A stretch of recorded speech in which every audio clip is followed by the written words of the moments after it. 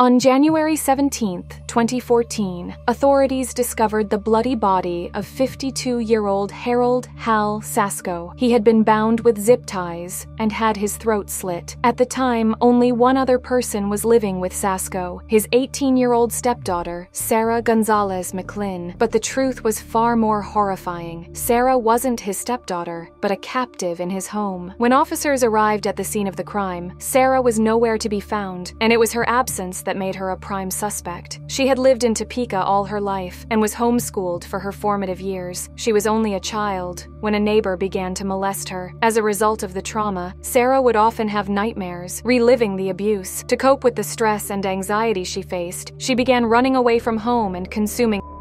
Her parents took her to a psychologist, but the situation only worsened, compounded by her parents' divorce. At the tender age of 14, Sarah's life was forever altered when she became the target of grooming by Hal Sasko, then 50 years old, who preyed upon her vulnerability. She had taken up a job at the pizza parlor that Sasko owned, hoping to find a bit of independence in what felt like a troubled existence. Like a skilled predator, Sasko identified Sarah as the perfect victim, a young girl who had endured horrific abuse and a violent rape at 16 and struggled with the scars left by her traumatic past. Harold promoted himself as a devout Christian and prestigious businessman who owned 3 other pizzerias, but his employees knew better and would describe him as a pervert, preferring managers to only hire young and attractive girls. Sasko would often pick Sarah up from school and encourage her to see him as a father figure. However, he would also warn Sarah not to tell her mother about their relationship, and being a relatively trusting young girl, Sarah obeyed. She confided in him about the rape that occurred when she was 16, and that she had tried to end her life as a result of the depression she faced. By this point, Sarah was no longer working at the pizza parlor, yet she and Harold had stayed in touch, with him often taking her out for lunch. As Sarah's trust in Sasko grew, he cunningly manipulated her, offering her a sanctuary from her troubled home life. He even offered to pay for her college tuition if she agreed. At 17, after graduating from high school, Sarah moved into Sasko's Lawrence home, unaware of the horrors that awaited her. The supposed haven quickly transformed into a nightmarish prison where Sasko's true intentions were revealed. He provided Sarah with unlimited access to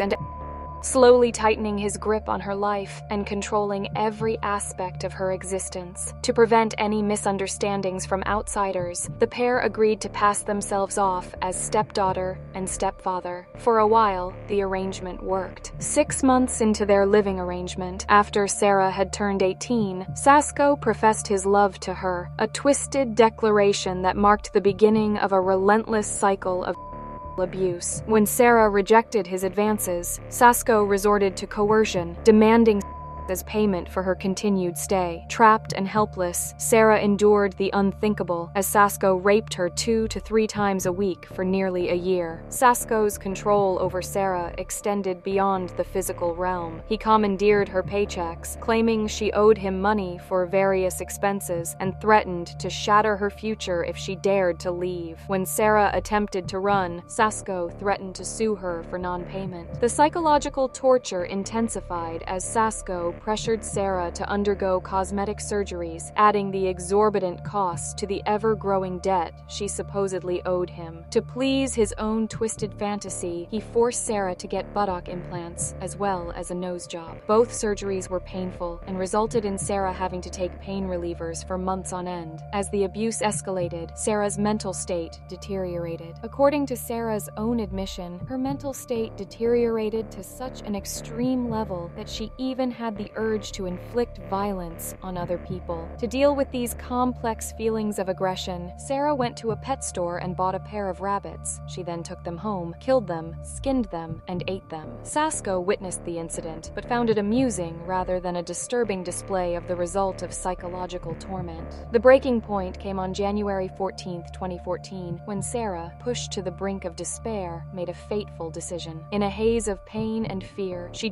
Sasko, bound his limbs arms with zip ties and slit his throat. It was a gruesome act, filled with rage, but after the suffering Sarah had endured, to her, it felt like a fitting end. Authorities showed up at Harold's house 3 days later after his co-workers reported him missing. Officers knocked on the door several times, but no one answered. As a last resort, they peered into one of the windows and saw Sasko lying in a pool of his own blood. Officers then broke down the door and attempted to save his life, but by then, it was too late. Several beer cans were found near his body. These were subsequently tested and revealed to contain traces of sedatives. Back at the scene, Sarah had left her cell phone. Authorities tried to track her down and soon learned that she had called into her place of work, telling them she was taking time off due to the death of a relative. She was traced through surveillance footage at several convenience stores as she tried to flee from Kansas to Texas. 11 days later, she was found by park rangers sleeping in Sasko's car in Everglades National Park. On her person, she had a loaded gun, and a search of the vehicle revealed another gun, illicit substances, and 2 knives. After her arrest, she quickly confessed to Harold Sasko's murder. She detailed the lengthy abuse she had endured and described how a few days before the murder,